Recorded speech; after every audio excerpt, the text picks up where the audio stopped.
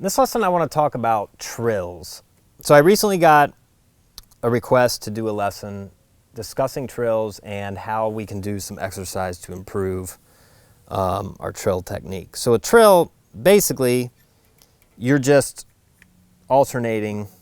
So if your note is here on the 5th fret, you can trill with another note, any other note. And it's just a series of hammer-ons and pull-offs that you do at a certain tempo. So the trill could be slower, or it can get fast. And it could be, it could be any note.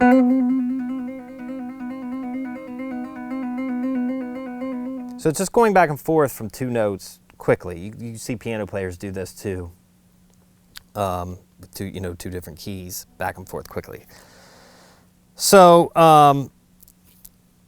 that's all a trill actually is. So in context, they're used in blues and rock and stuff a lot.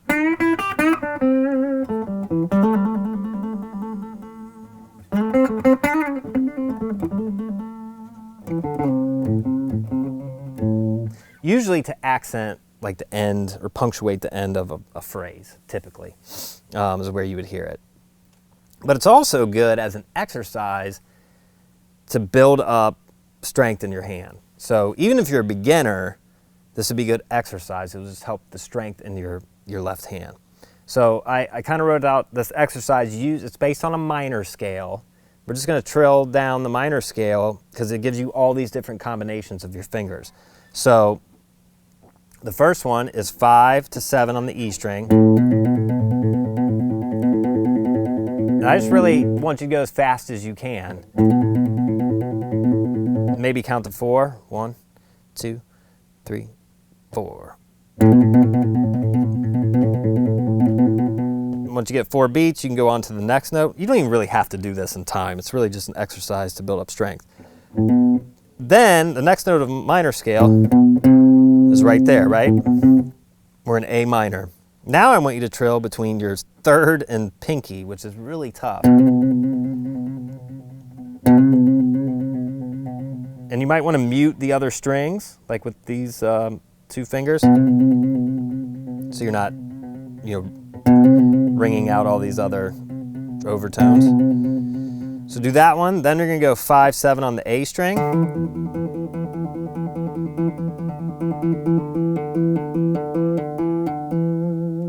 And then you're going to go 7, 8 on the A string with your 3rd and pinky. Then you go 5, 7 on the D string.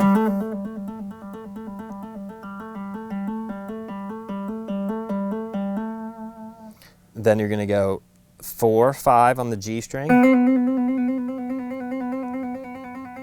That one's easy with the first 2 fingers, a little easier. Then you go 5, 7, 1st and 3rd. Then you're going to go 5, 6. Then you're going to go 6, 8 with your 2nd and pinky, which is really weird. It's going to be hard,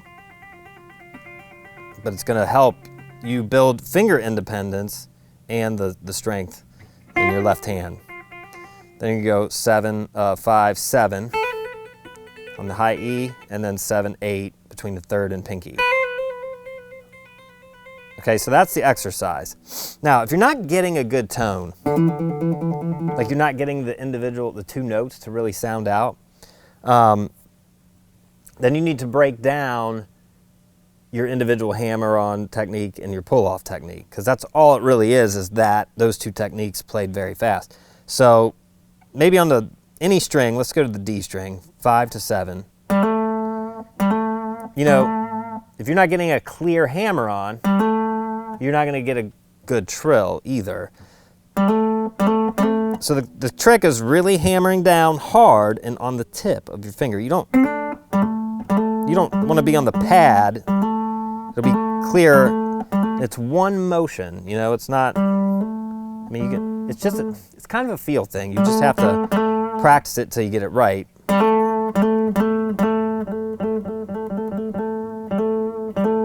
But you really gotta put enough pressure down that you're pressing the string down at one time.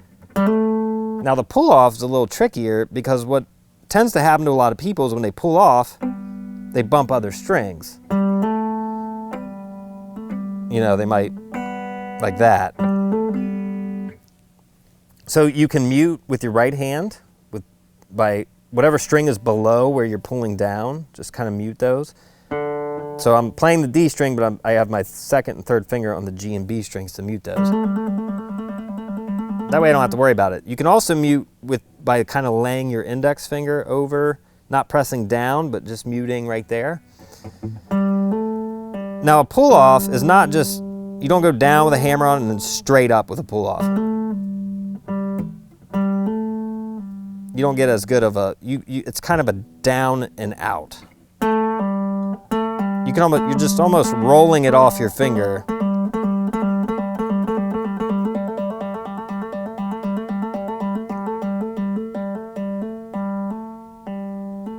It should almost feel like it snaps off the end of your finger.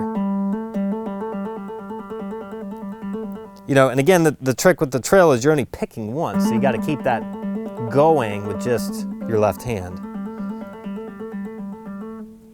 Okay, so that's the basics in it. This exercise really, if you do this every day for a while, it's really going to build up some strength. And don't ignore those other fingers. As hard as it may be and as bad as it might sound when you're trying to do a trill between your second and pinky, I would still try to keep doing it. It'll get better. And you may not ever even use that combination of fingers in, like, you know, a song or in a solo, but it's still going to build up muscle and just make your whole guitar playing technique better. So I would strongly suggest practicing with all your fingers. And again, where trill might be used is, you know, most often when I hear it, it's used in a solo, typically to punctuate the end of a phrase, typically. But there's no rule, really. You know, you might hear,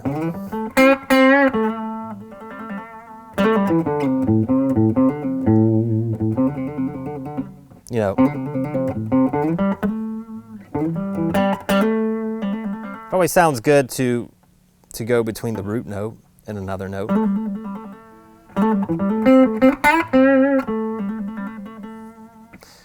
So there you have it. That's kind of a quick lesson on trills and the basics of it.